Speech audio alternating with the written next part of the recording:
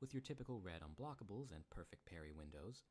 The clashing blades and the brutal finishers that people liked in Assassin's Creed are crystal clear in Ghost of Tsushima, and Jin is able to strike fast and move between his enemies with incredible fluidity. However, it's also based more around hitboxes as opposed to paired animations like most of the early AC games, giving more space for skillful evasion and range considerations.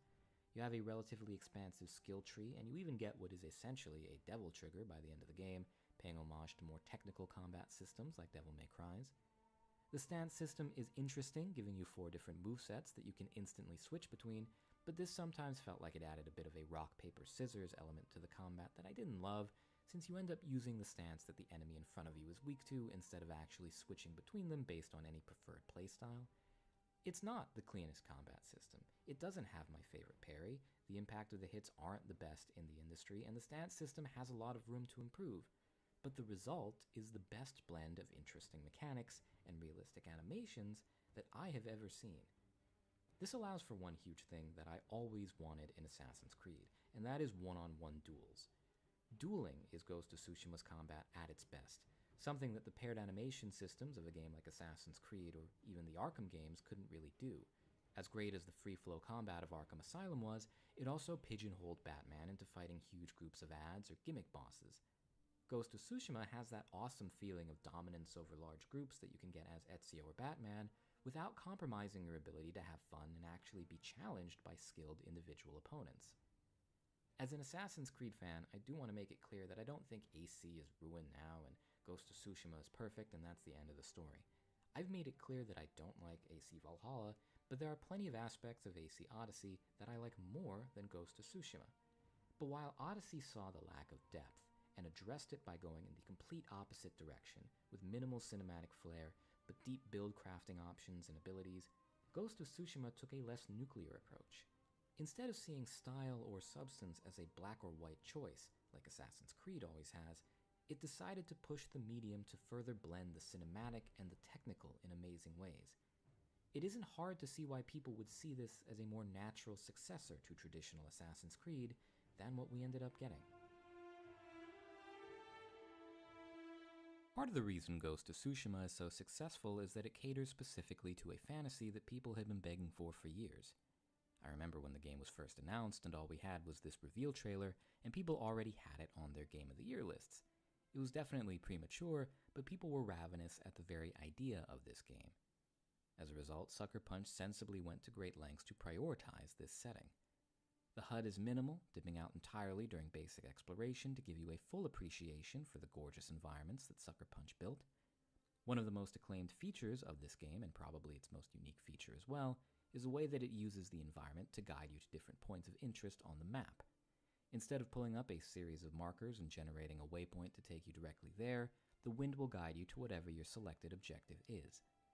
As a player, you are trained to keep your eye out for foxes or birds because they will lead you to other activities, and it's clear that the intent is for the player to spend as little time staring at a line on a map as possible.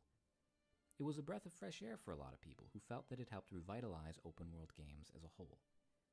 Now, I'm going to be honest here, it didn't really have the same effect on me.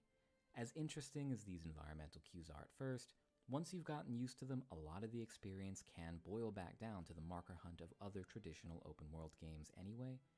The wind mechanic is essentially a fancy arrow pointing you in the right direction, and as cool as the foxes are, a lot of them do end up being question marks on the map once I'm actively looking for them. And that is an issue you always have to grapple with when it comes to this genre. Even the best open-world games have repetitive content and fatigue, and a lot of their success hinges on how well they're able to make the world feel fun and immersive. Nintendo, for example, has discussed their triangle philosophy, where at any point you always feel like you have at least 2 big places to explore in your field of view, with multiple smaller obstacles or activities to distract you in either direction. Exploration is encouraged by constantly showing you cool stuff on the horizon to explore, even if you don't know what you'll find there. Ghost of Tsushima does a lot less to shake things up, and instead of the environment trying to incept you into deciding to go to important places like in Zelda or Elden Ring, Ghost of Tsushima basically has a variety of cool ways to point you directly at a point of interest. Instead of seeing a cool castle and riding out to see what you'll find there, the wind, a bird, a fox, or some smoke will just tell you, hey, there's something behind this hill, you should go there. Once again, none of this is inherently bad. The environmental cues may not be as different from your run-of-the-mill marker-to-marker waypoints as they might initially seem, but the fact that Sucker Punch put so much effort into making travel and exploration feel natural and unique is what has tied so many people to the game, even if that veil is thinner than I might like. Again, a lot of it hinges on the player's willingness to play along with the spell of immersion. If you pull up a shrine map for Breath of the Wild, that spell is broken quickly. And similarly, if you play Ghost of Tsushima by traveling between question marks instead of waiting to come across things naturally, it's gonna feel duller. There's just less of a barrier in Ghost of Tsushima, especially late in the game when your map will be covered with these undiscovered location markers. Part of what makes this setting really work is that while the side content in this game isn't all bangers, it all fits really well with the setting. In my videos on Assassin's Creed, I've talked about how a good period piece setting will find ways to make the gameplay and activities match that setting, and Ghost of Tsushima achieves that in spades. You travel to scenic points and write haiku, you practice your skills by slicing through bamboo, you challenge passing enemies to cinematic standoffs straight out of a Kurosawa film, and every second of the game is spent doing something that fits the contemporary image of a samurai. The only AC game that I can think of that fully committed to presenting its fantasy of the setting this well was AC4 and its meticulous recreation of the 1700s Caribbean islands. Everything in that world, from the sea shanties to the naval combat, succeeded in immersing you in that world. But another game I'm reminded of is AC Brotherhood.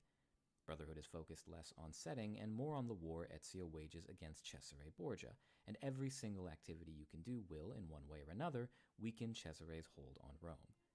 Very few AC games have such a consistent focus, instead opting to pan out the map with random tasks that enhance neither story nor setting. Ghost of Tsushima, like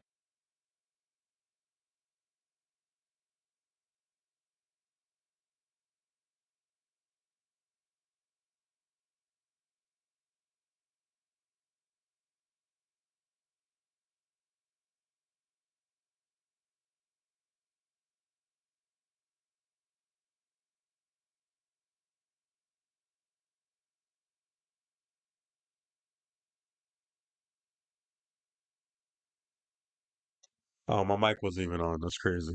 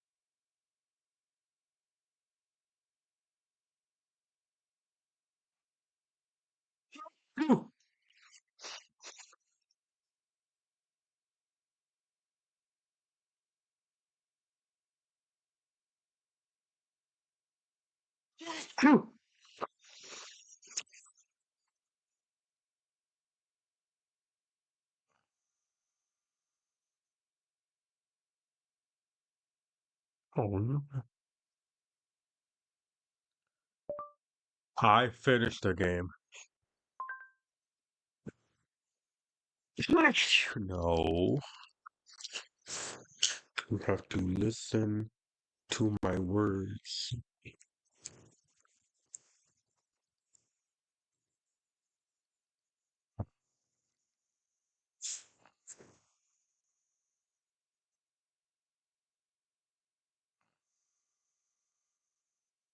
Oh, they came up anyway. I'm tripping.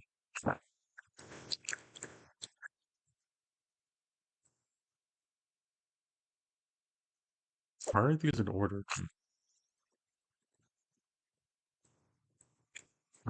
Start 6 hours. Jesus. Cultural dominance of the superhero. Ever since their origins as colourful tales of right and wrong, costumed heroes with extraordinary powers have become an ever-present part of culture, taking on near mythological status as they continually shift to suit our changing tastes and creep into every possible form of entertainment. What started life as serialized comic books sold from lowly newspaper stands has morphed into a multi-billion-dollar industry, an environment where the Avengers can become the highest-grossing movie of all time. The Joker can Man, I've heard this deliver song in the Oscar background so many award-winning times. performances, and everyone from McDonald's to Audi are fighting to strike deals with the likes of Marvel and DC. Oh, they jumped that In the dragon world too. of I should video have games, recorded this that. preeminence is I was getting so as the frustrated. It took me industry so has long to get evolved that from done. humble 2D into sprawling HD. Superheroes have always been Because I'm there, very from frustrated winning combat because to I developers lost and the gamers save I trying had to for this. capitalize on their towering popularity. Despite these cynical motivations, So I was the trying to get results to where I can often was be incredible. without. Thanks to some visionary I teams, probably did characters more like than I Spider-Man did and the Batman original have time become when I had genuine video game all the icons, abilities and setting whatnot new I have now. standards for open world design and cinematic action adventure, all And while in some selling ways, I'm actually millions doing better. upon millions of copies. But if the rewards are huge, so too are the risks. For every Marvel vs. Capcom or Hulk Ultimate Destruction, there is a Superman 64 or Batman Dark Tomorrow. And as live services degrade ambition even further, some very famous characters have been caught up in some very bad games. So with that in mind, we arrive at today's retrospective, the most chaotic collection of adaptations in video game history, derived from the most chaotic franchise in Marvel's arsenal, the astonishing, unlimited, uncanny X-Men. It might be hard to think of Professor Xavier's legendary team of mutants as anything other than a roaring commercial success, but in reality, their history is quite complex. For every heroic Been that comic book or Solitude cartoon in this victory, game yet? there have been a surprising amount of cinematic defeats. And in a world dominated So I by don't know who weak else to modern skeletons, skeletons, this is who often has made the you most feel money less as than far you as once when you were. sell stuff? Now in 2024, the team have come roaring back into relevancy thanks to a string of high-profile success stories. The shock return of the 90s cartoon in the critically acclaimed X-Men 97. The conclusion of Jonathan Hickman's Oh generation-defining god, I keep hitting that Power button Rangers like. comic reboot. And of course, the release of Deadpool and Wolverine, which broke box office records and became the highest-grossing R-rated movie of all time. The X-Men are Where was I currently as going? hot as they have ever been, To so it's all the more Solitude. perplexing that it's been over a decade Never since their been there last though, video game so incarnation. And as the industry has long since eclipsed comics and television and cinema in terms of commercial potential, this world of adamantium claws, optic blasts, and psionic energy seems conspicuously untapped. Well, in this video we're going to unpick the mystery and explore the fractured history of Marvel's mutant video games. Like the complex cast that calls Xavier's Mansion their home, this is a strange family indeed, as everything from genre-defining masterpieces to underappreciated cult classics to cash-grab licensing nightmares have all worn the X-Men name, and it's only by appreciating them together that we can hope to understand what might come next. Can there be cohabitation between the planet's largest media form and its most famous team of superheroes? Or are they doomed to a war that will forever leave both sides weaker? This is X-Men, a lengthy retrospective. Let's hope we survive the experience. So as is now tradition, a few brief notes before we begin. Firstly, I want to quickly address the long wait for this video and the slow pace of uploads this year. If you've seen my Onimusha video, you'll know that I've been undergoing cancer treatment for some time now, and as of the release of this video, I've just finished my second set of No! surgeries. There's no way this video Don't you would be dare made pass away or like truly Total kept Biscuit. alive without the support of my patrons. So I would say No. from the bottom of my heart, thank you so much for your generosity and faith in me. I hope this video I gotta is some donate. way to repaying that. Secondly, I want to establish what exactly will be Poor covered in kid. this video, because there's quite a big difference between X-Men video games and video games. It's horrible featuring news the to hear. X-Men. The point of this retrospective is to explore the complex relationship between Marvel's mutant franchise and their video game adaptations, which means I won't be covering any games where they only feature as part of a wider cast or make a small cameo. I'll still be touching on big character crossover games like Marvel vs. Capcom or Marvel Ultimate Alliance, but it'll be within the context of titles that focus entirely on the X-Men or X-Men characters. On top of this, I've also got to make it clear that this video is not an attempt to map out almost 6 decades worth of complex comic book My name lore, is and will Chalupa. stick Makes me think primarily of. to the stories and characters that feature in the games. This also means that I'm going to assume Man, they some were basic expensive. knowledge on the part of the When viewer. Quiznos was a Now, for thing, setting some context, I'm not going to explain the backstory of they every had like a single 2 for X-Man 4, or the 2 for twists and 5 turns of menu. every comic book saga. Now, that being said, I mean, I I'm get going these to 2 little anything mini to enjoy sandwiches, this strange journey. which are way Whether better the than difference Subway. between Cypher and Cyclops or But they Miss were Marvel expensive as and hell. Marvel Girl won't actually make that much difference. Finally, I won't be covering any mobile, browser, or flash games, as I don't think they meaningfully contribute to the wider story, and would just detract from the flow of the video. Also, Yeah, how so did with that out of the way, let's assemble this motley crew of genetic misfits and dive into the chaotic world of X-Men license games.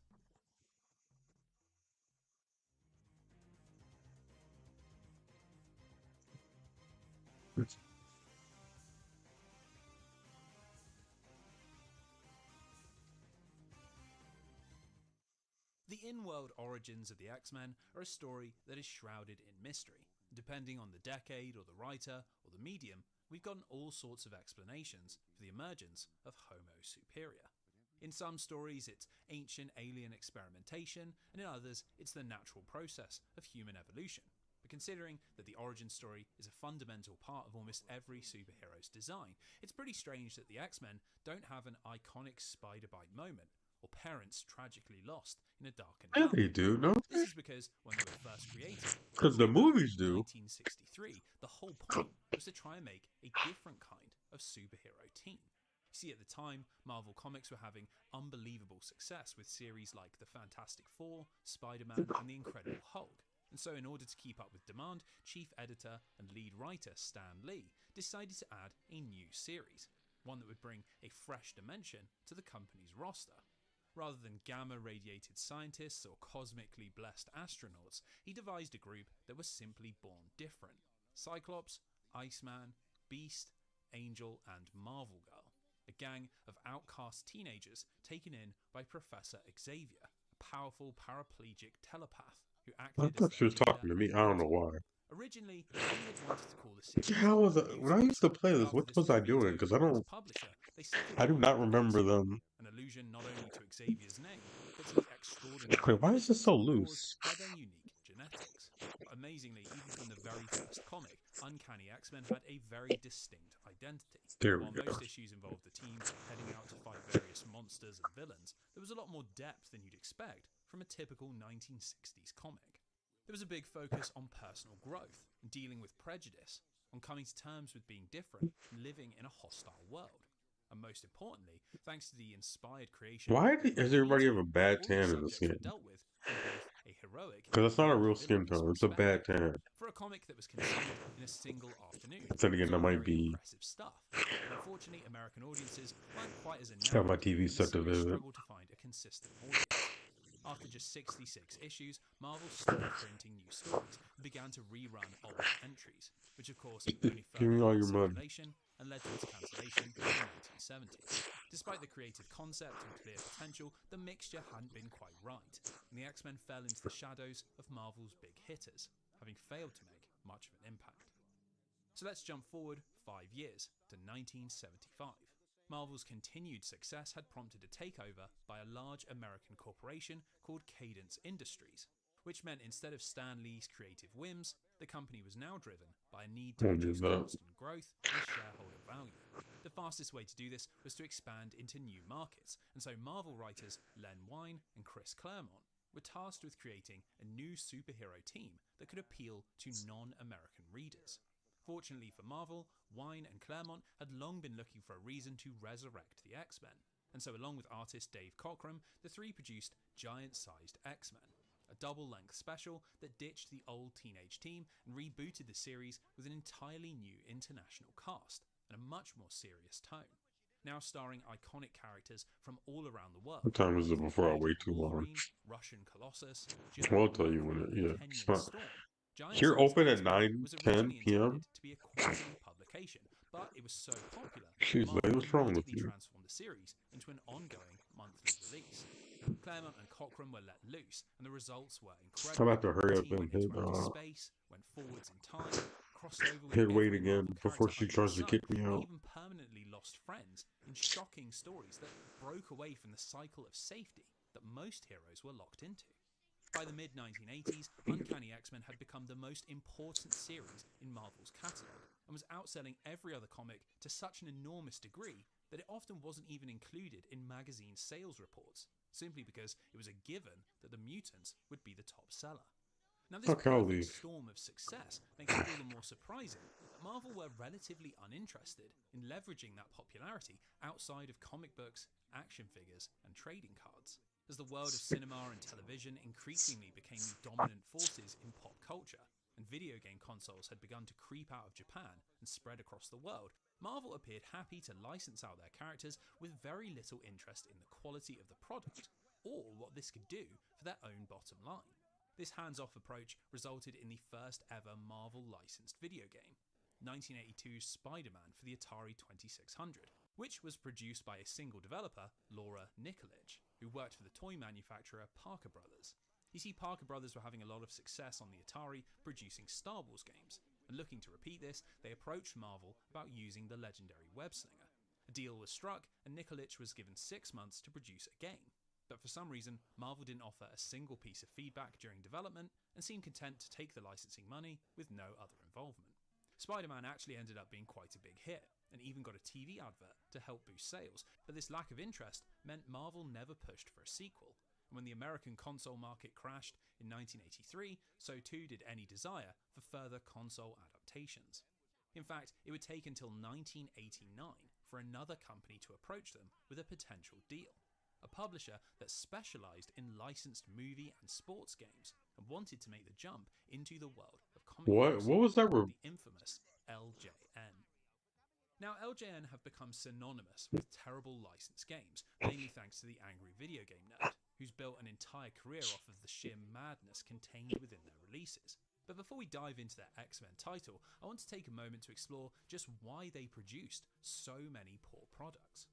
You see, originally LJN were a toy company, and throughout the 70s and early 80s, Why they've been largely don't known do for that? producing I all thought manner of action figures I and did superheroes something. I that fucked up the anyone whole. could hand over their creation. I don't know. I thought I This did sort of something worked wrong. with Don't run everything at me from like that. Gremlins to It's Indiana weird. Jones to Michael Jackson It's and really weird, WWF. lady. Don't run up on It people like actually that. had a lot of success doing this.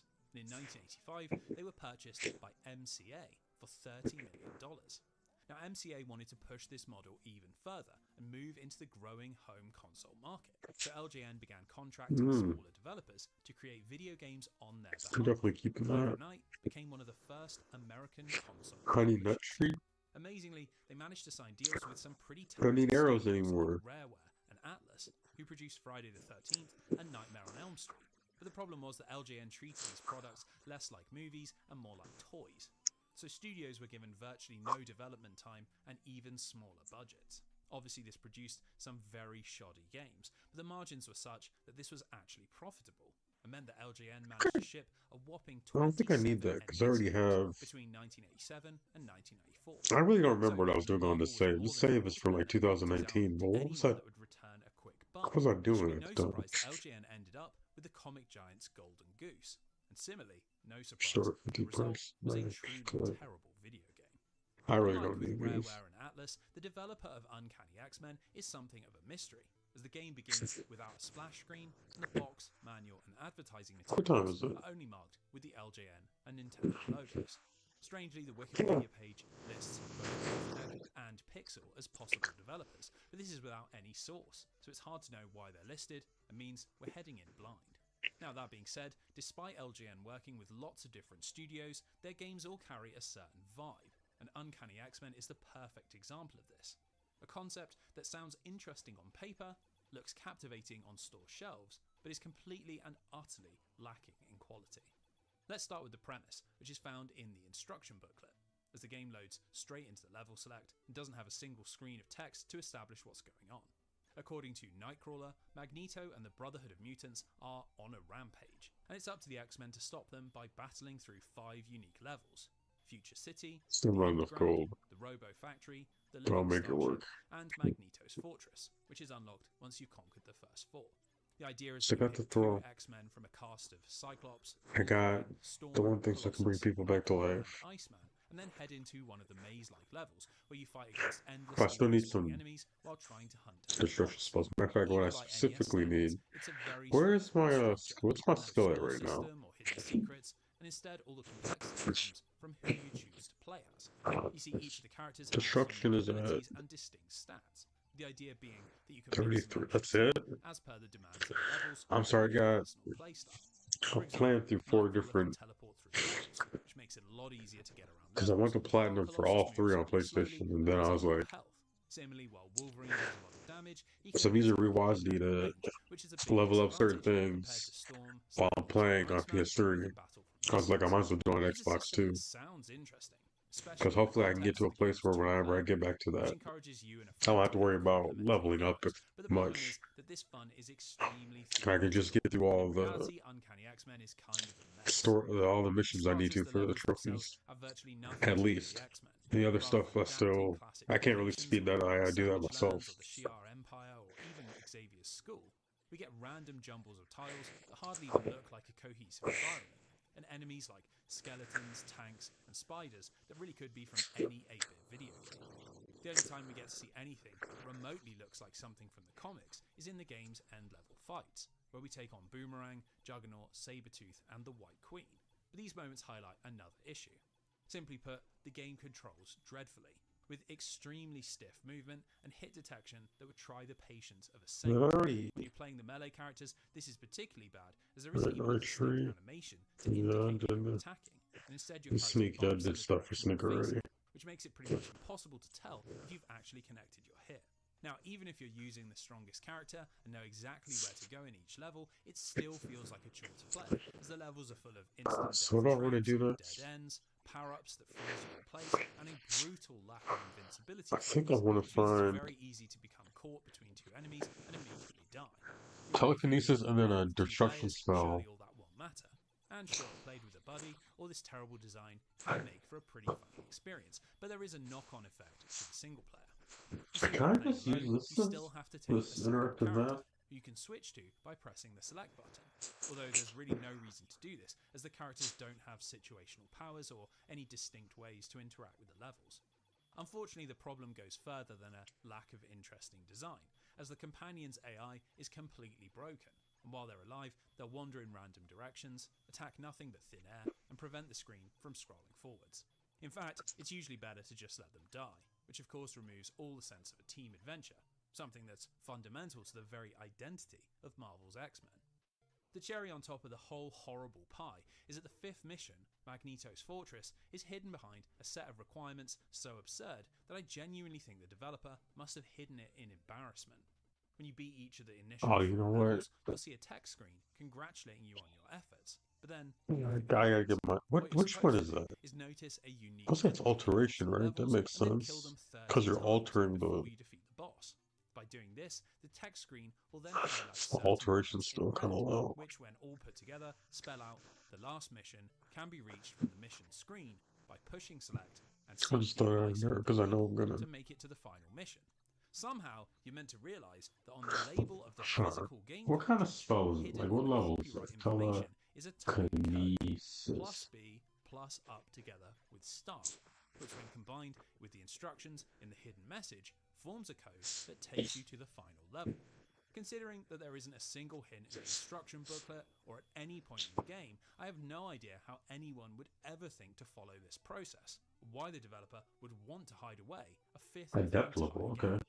The only thing we know for So sure I is think that that's thanks to one Marvel's level above. disinterest in the market and LJN's No, sheer lack of ambition and quality is it control, Novus? the X-Men's adventure in the growing world of home consoles had gotten off to a very shaky start. Gotta be level indeed. 40 though.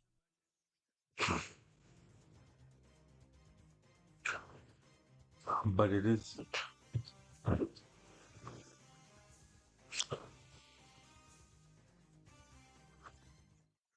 Fortunately for our heroes, the video game industry in the 1980s was a varied and wild place. While Okay. Marvel were almost entirely see. disinterested in carving out a niche in the arcades or on the NES, they actually put a lot of effort into the world of home computers.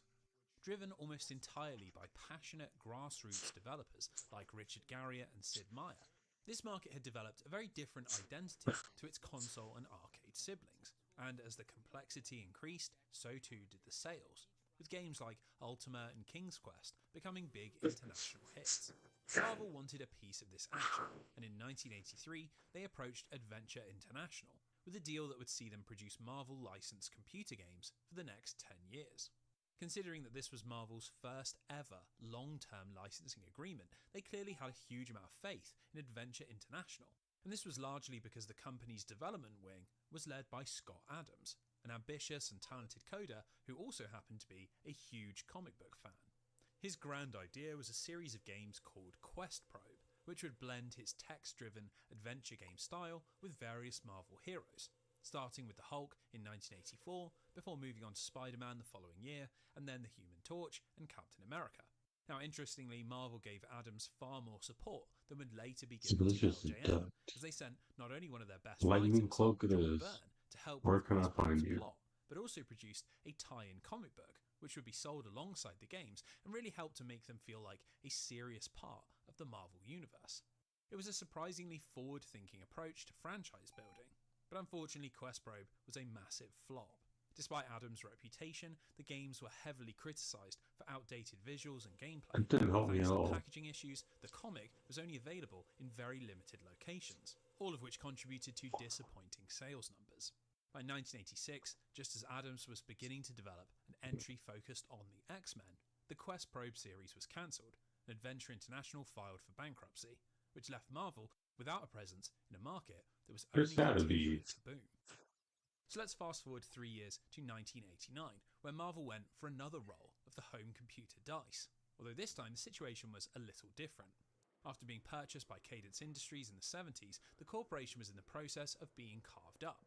By the end of the Okay, decade, not that one, Marvel's then. comic book and Never animation mind. departments were owned by entirely separate companies.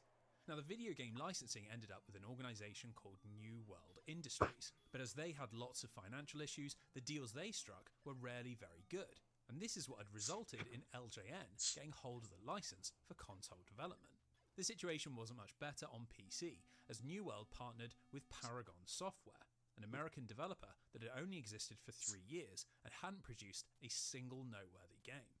Something about Master Ninja, Shadow Warrior of Death, and Guardians of Infinity to Save Kennedy must have given the impression of a studio that could make a major leap in quality, and so the rights were handed over and Paragon began working on some of the biggest characters in pop culture.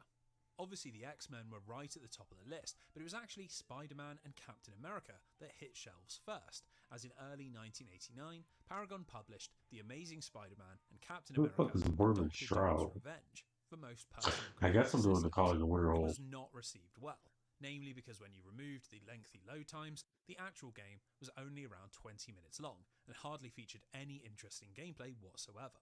This did not bode well for their next release, which would come just a few months I later. I don't even know what the X-Men: Soul Claim is. Madness in Murderworld.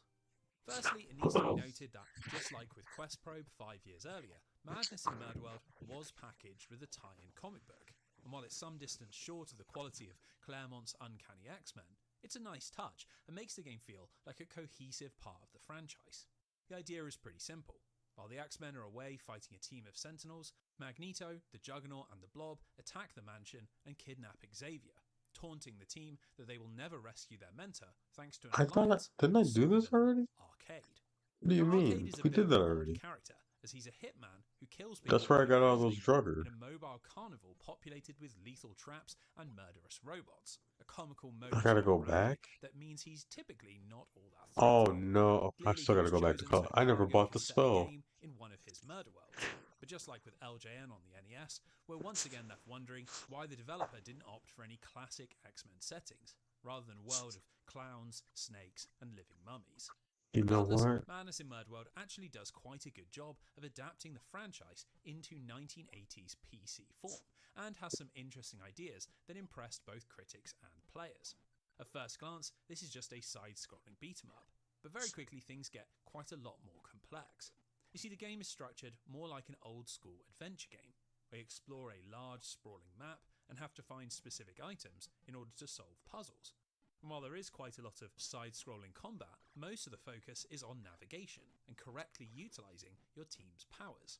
Down at the bottom of the screen are a set of commands. basic adventure game verbs like pick up, put down, use, and attack, but one of them allows you to change the X-Man that you're controlling. This is the crux of the entire game, as certain powers are required to pass certain obstacles, like Colossus being able to smash through doors, Nightcrawler being able to teleport behind fences, and Storm blowing away obscuring mists. On top of this, different team members bring different combat styles, and while Wolverine has a lot of health, he has to get up close and personal, while Dazzler Oh, I and need to see Cyclops you too, can fight from because I need distance. to You buy. have to utilise all of these characteristics in order to make your way through Arcade's murder world. And in combination with more traditional game concepts like finding and combining items or hitting switches to open specific doors, there's quite a lot to keep track of and quite a lot of game for your money. Now this brings me on to the first issue, as Madness in Murderworld is a ridiculously massive game, to the degree that it actually detracts from the overall experience. The game's world is formed out of a staggering 500 unique screens, all of which contain various obstacles, enemies and puzzles, and all of which could be the area you're supposed to be heading to. As there is no in-game map, We'll wait on that nothing one. provided So in the no, manual, that's weird. Why is it navigating like around that? Murderworld with any sort of purpose is virtually impossible. I It means finished that it. 99% of the Didn't walk experience past is me, just did he? wandering around trying to work I out don't where think you're he meant to be did. going. What time Now, is sadly, it? this was probably done on purpose, as along with the instruction booklet, the box also came with an advert for a physical map that you could send off for. Considering that the game is virtually unplayable without it, it comes across as a deeply cynical move, and compares really poorly to the kind of immersive world design that was already becoming popular in games like Zelda and Metroid. Unfortunately, this isn't the only place where Madness in Murderworld comes up short. Combat is brutally simple, and really boils down to nothing more than hammering the attack button and choosing between a ranged or melee X-Man. Now there's nothing intrinsically wrong with this, but there are some serious issues, like weak visual feedback, poor hit detection, and the absurd decision I to think I make do the same thing recovery every health time. impossible. To balance this out, we can save at any time, but as you need to have every X-Man alive in order to finish the game, it forces you into this absurd cycle of non-stop save scumming in order to make it through every single screen, which of Are course you takes out any serious? of the skill and slows down an already What can I glacially tell paced you, game. buddy? Simply put, while the idea of switching between the X-Men and giving their powers unique applications in a large world is all well and Damn, good, you don't want it's just nothing I not got? executed to a high enough level, and compared with other PC games of the era, it's a largely tedious experience that fails to reward all your effort. Nowhere is this better exemplified than in the game's closing moments. If you somehow manage to assemble the demagnetizer and defeat Magneto with every member of your team alive, the game tells you that you're victorious, and then cuts I over to can't a help you with still that, image lady. of what looks like the gang beating up Nightcrawler. Now I'm sure this wasn't the developer's intention, but it looks absolutely hilarious and perfectly sums up the game. Madness in Murderworld might look like the X-Men on the surface, but things are clearly not quite right. And once again, fans were left waiting for a game that would do the series justice. Now, Acts of despite my criticisms, solitude. somehow the game actually reviewed quite well. While we have no developer or publisher testimony, we know that Marvel were happy with the product, as just 12 months later, Paragon Software got another bite of the super-powered cherry.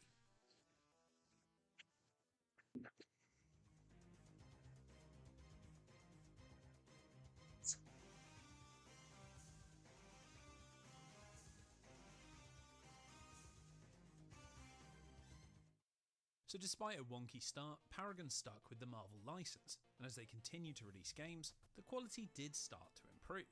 In 1990 they released The Punisher for MS-DOS, a game that interpreted Frank Castle's quest for vengeance as a sort of open-world bounty hunter sim, complete with randomly generated missions, first-person driving, and lots of top-down shooting. It's an interesting combination of ideas, but unlike in Madness in Murderworld, they aren't held back by a lack of polish, and the game sold and reviewed well. The same was true of The Amazing Spider-Man, which released later that year and took the wall-crawling and web-swinging of Peter Parker and transformed it into a sprawling, abstract puzzle game.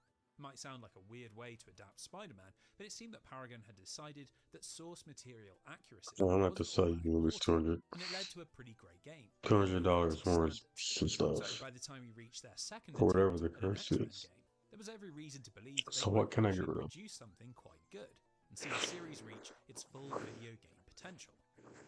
Well, X-Men 2 Fall of the Mutants isn't quite that, but it is a very unique game and proved that Paragon were at least becoming a I'll come studio back and with buy a this bit from of you again. developmental ambition. Right off the bat, things are quite different to Madness in Murderworld, as rather than telling an entirely new story with a supplementary comic book, Fall of the Mutants is a straight adaptation. In 1990, Marvel had published an X-Men specific crossover event called, surprise surprise, Fall of the Mutants, with the idea being that as humans pushed for the Mutant Registration Act, 3 different X teams would all be drawn into separate but thematically linked adventures. This game is specifically an adaptation of the Uncanny X-Men section, which sees an ethereal monster known as the Adversary capturing Storm and Forge and triggering a globe-trotting rescue mission. A plot that you might recognise from X-Men 97, as it was also adapted for the 2024 cartoon reboot. Now, while the comic uses this to explore the relationship between Storm and Forge, the video game doesn't feature any of this, and instead, just like they did with The Punisher and Spider-Man, Paragon are simply using Fall of the Mutants as set dressing for their gameplay. So after we see the Watcher appear on screen and ask, what if a different team fought the Adversary? That's it. We're thrust into the game, and there's no more narrative until the very end, which shows Storm and Forge breaking free of their captor and the team enjoying their victory. It's a bit of a shame, especially considering that Fall of Mutants is quite a good little story, but I think this was Paragon playing to their strengths, which clearly lay in game design rather than writing. Now at first glance, it might seem absurd to even call Fall of Mutants a sequel, as it looks absolutely nothing like Madness in Murderworld. We now choose a team of 5 from a whopping 15 different X-Men, with a larger roster now including popular characters like Psylocke. No, now that I think about it, why does he give me flamethrower and not conjure moral lore? And that's what I just did. That's literally why I just came here. What are we doing here? It's straight into the mission to track down 2 members of the evil Brotherhood of Mutants, who will open the What are you, Phineas? No, you're not, The Phineas. only hitch is that we don't know exactly where they are. Phineas? So the Watcher Finny? gives us a No, choice of there's 3 no. randomly generated It's an extra letter, options, so I and can it's use up to us Phineas. to use our team to track them down. Obviously, the visuals are another major departure, as everything now takes place on grid-based maps, which are viewed from a top-down perspective and are quite reminiscent of classic PC RPGs or dungeon crawlers. In fact, it feels like Paragon has taken a lot of influence from those genres, as concepts like party composition, battle formations, and managing your resources now play a much bigger role. This is because our adventure is now on a timer, and as we explore the levels, time passes between night and day, which hampers our vision and thus our He changed his exploration. price? Whenever we head into a new zone, we're given 3 weeks to discover the evil mutants, but this is balanced against the need to camp, which advances time, but is the only way to restore your mutant No, I powers. bought the wrong Just one. like in Madness Please in tell me Murderworld, there's a these are save. used to get past X-Men specific obstacles, It's the kind of like night I'm Mo having. flying over rivers or Kitty phasing through walls, and this is also what allows you to do powerful attacks in combat. This means that the game is in a constant tug of war between spending your power to make further progress, but then having to camp, which uses up time. Now when it comes to combat, this is where Fall of Mutants feels most like Madness in Murderworld, but also least like it. And that's because it actually has 2 different combat systems. For some reason, Paragon have given us the option to deal with opponents either in a turn-based, semi-automatic system or in a side-scrolling beat-em-up where we take direct control. It's a very weird choice, and frankly, I see absolutely no reason why you'd ever choose the turn-based mode. It really has no depth to it, other than choosing your formation and waiting to see how much damage you've taken. In side-scrolling mode, it's a little bit more involved, and it's here you Now get we to can dive into even the do what I different need to hero do. mechanics, flying around in the air as Archangel, blasting foes from distance with Longshot, or tanking huge amounts of damage with Wolverine.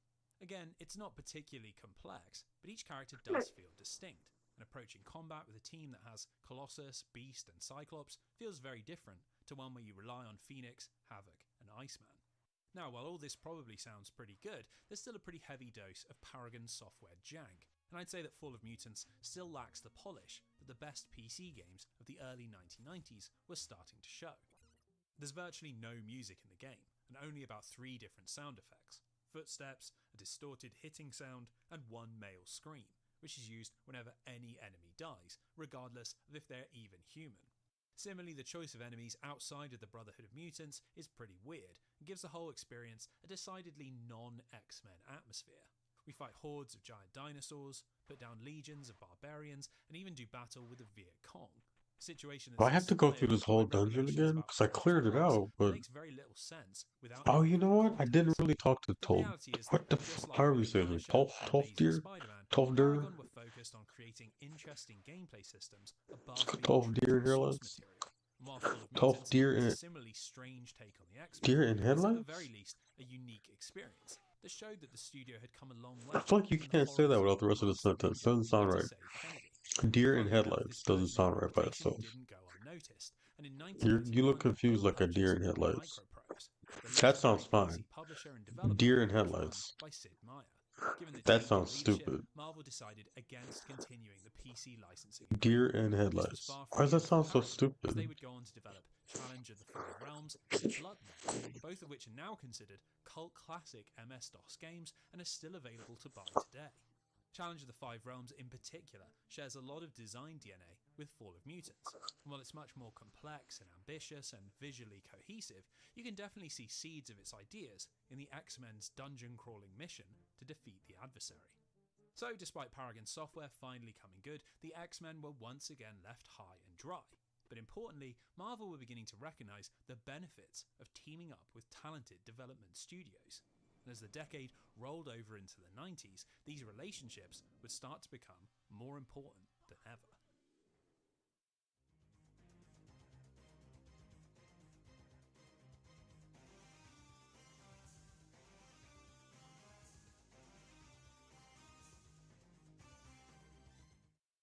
At this point, I think it's appropriate that we head off on a little side quest and talk about the most famous mutant of them all. Funnily enough, Wolverine didn't begin life as a mutant, originally appearing as an opponent for the Incredible Hulk, and then later being reworked into the Canadian mutant secret agent that won him a spot in the 1975 giant-sized X-Men reboot. Even his iconic costume was a bit of a fortunate mistake, as artist Gil Kane hadn't properly followed Len Wein's instructions, and rather than drawing him cat-like with claws coming out of his fingertips, Kane designed a pointed costume with adamantium blades jarring out from between his knuckles. It was a striking look, and his role as the voice of chaos and violence within the group made him a popular figure, but he didn't really come into his own until 1982, when writer Chris Claremont was asked to produce a Wolverine solo miniseries. Not wanting to simply push out a bog-standard, action-focused spin-off, Claremont instead teamed up with acclaimed writer and comic book genius Frank Miller, and the two set out to give Logan more depth and a reason for all that pent-up anger. The outcome Did I not was read it yet? Wolverine, a 6-issue miniseries that reimagined the X-Men wildcard as a tortured soul, desperate to get away from his vicious instincts. Rather than a loose cannon, he's portrayed as a Japanese Ronin, a lost warrior without a cause, and the series ends with him finding love and getting married.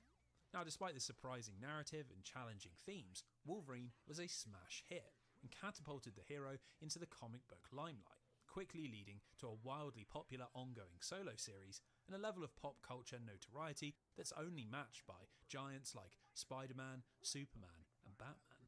Given he was such a recognisable character, it was an inevitability that LJN would try to squeeze more juice out of their console license with a standalone Wolverine game. Now, unsurprisingly, it enjoys a similar reputation to its uncanny cousin. It's often described as another low-quality LJN cash grab. But my friends, the story behind this strange little game is rather more interesting than you might initially think. You see, once again, LJN were only publishing, but instead of simply shipping the game out to the cheapest option, they went to a specialist, a video game studio run by the visionary developer and businessman Richard Kay. Kay had been a passionate independent PC developer in the early 80s, and after seeing how much potential the industry held, he formed his own company, Software Creations, which developed home computer games out of his in-law's spare bedroom. Very quickly, business They're began now to boom. confused. What are we Thanks to doing? some accomplished Commodore 64 ports, the team soon had their own office and were striking deals with some of the biggest publishers in the world. Now, this would have been enough for most people, but Kay had bigger ambitions, and after seeing a Famicom during a publishing meeting, he managed to win a contract with Nintendo after his team reverse-engineered the machine and programmed effects that even Shigeru Miyamoto thought were impossible. Under this new partnership, the team created Solstice, a completely unique title that used an isometric perspective and blended RPG-style There'll be something better storytelling in there. with creative No. puzzle design, and ended up being a critical and commercial success. Now what? What did This I brought mess up? Software Creations to the attention of big international publishers, one of which was LJN, who quickly signed a deal to have the British company produce their Marvel licensed console games. Now the first of these you probably already know, Silver Surfer for the NES, an 8-bit shooter that has been rather unfairly remembered as a terrible game, thanks to the influence of the angry video game nerd, who tore it to shreds in one of his first ever videos. In reality, the game is a pretty creative take on the shoot-'em-up genre, blending top-down and side-scrolling perspectives, an open-ended Mega Man-like structure, and one of the best soundtracks in early console history, a masterclass in 8-bit composition by the legendary Tim Follins. While it certainly is very difficult, Can you guys it's no more give me a so little than something space? like Jesus. Capcom's Ghosts and Goblins or Konami's Gradius. And I think it's a shame that it's been lumped in with the worst of the NES, as along with Solstice, it showed that Software Creations was a team with a lot of talent. So this brings us on to their next title, 1991's Wolverine for the Nintendo Entertainment System. Like most NES games, the motivation for our adventure is found in the instruction booklet, where we have a big double-page piece of art that depicts Wolverine waking up on a desert island. The only sign of life is a monstrous fortress that looms over the beach, and so without a better option, our hero heads towards its gates and the game begins. Very quickly, it becomes apparent that this is a situation that's been orchestrated by Wolverine's animalistic nemesis, Sabretooth, and the game is structured as a set of 9 trials, which all begin with a taunt from our villain. Now, this is quite a weird premise, and doesn't really fit the dynamic between these two characters, which tended to revolve around brutal physical conflict, and Sabretooth pushing Wolverine to the edge of his powers. So, while it might not be a good fit for the license, the structure does at the very least work from a video game perspective, and it means we get 9 distinct action platformer levels, each with their own unique mechanics that aim to test Wolverine's skills in the field. Now, just like with Silver Surfer, Wolverine also enjoys a pretty negative reputation, but this time, many of those complaints ring pretty true, and it's clear that this sort of game wasn't really Software Creations' forte. At its core, Wolverine is a basic action platformer. You leap between platforms with the A button and punch and kick with the B button. It's a formula so simple that you can hardly believe anyone could get it wrong, but in their pursuit of attempting to be more inventive, Software Creations have ended up making some pretty brutal mistakes. The first is that while jumping is tight and responsive, Wolverine's attack animation feels far too short, and it forces you to get very close to enemies in order to connect your hits. Most other NES action platformers either have you jumping on enemies to kill them, or revolve around ranged attacks, and I think this is a great example of why melee combat often doesn't work in side-scrolling 8-bit form. Now, you'd have probably noticed that Wolverine isn't attacking with his claws, and that's because to use them, you have to press the select button, which draws them out. This gives you a little more range and a stronger attack, but for some reason it comes at the cost of your life, which means you're discouraged from using them at all. Perplexing choice, considering that's half of the appeal of even playing as Wolverine. Along with the decision to have Wolverine heal by collecting burgers rather than using his built-in healing factor, it certainly feels like a confused adaptation of the character. Rather than rushing into the jaws of Sabretooth's traps, you end up having to play very cautiously, carefully positioning to hit enemies, and generally avoiding combat as much as possible. Not really what you think of when you imagine a Wolverine solo adventure. Now, while this makes for an odd X-Men experience, there's nothing intrinsically wrong with these mechanics, but any hope of sustained enjoyment is regularly spoilt by the ridiculous lack of invincibility frames. You see, unlike in classic platformers like Super Mario, Castlevania and Mega Man, when Wolverine takes damage, he does not gain invincibility, and this means just a slight mistake in your positioning or movement can drain away huge amounts of health, even killing you in seconds if you land in a particularly bad spot. This one system makes the game very punishing and forces you to play so slowly, learning every inch of every level so that you can grab all of the hamburgers and avoid losing your progress in the blink of an eye. To be fair, Software Creations have attempted to balance this with generous checkpoints and a very strange system that utilises a few mutant allies. In level 2, you can find a hidden door near the bottom of the stage, and inside, Wolverine discovers Psylocke, who gives him a transmitter that you can use to call in Havoc for an assist, likely a reference to the short-lived Wolverine and Havoc series that Marvel published in 1988. If your health falls into the red zone, you can press select, and this calls in our mutant friend who will destroy all of the surrounding enemies and heal you while he's on screen. What makes this interesting is that not only does Havoc recharge in between levels, but the duration which he can be used for increases if you make it to the end without calling him. This gives the game a whole new dimension. Do you risk pushing on with low health in order to save up a bigger heal, or use Havoc frequently but with less effect? It's an interesting idea, and this makes it all the more baffling that it's not only totally optional, but very easy to miss. It's not even the only time this happens. There are randomly hidden warp zones that can skip out entire levels, and another secret room where Jubilee gives Wolverine some breathing apparatus that doubles the amount of time you can spend underwater.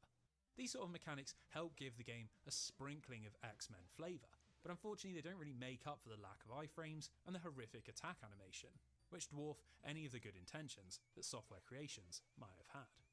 In keeping with its odd take on the license, Wolverine resolves with back-to-back boss fights against Magneto and Sabretooth, although here the Master of Magnetism takes on the role of henchman, and Victor Creed is dispatched by repeatedly bashing him until he falls off of a cliff.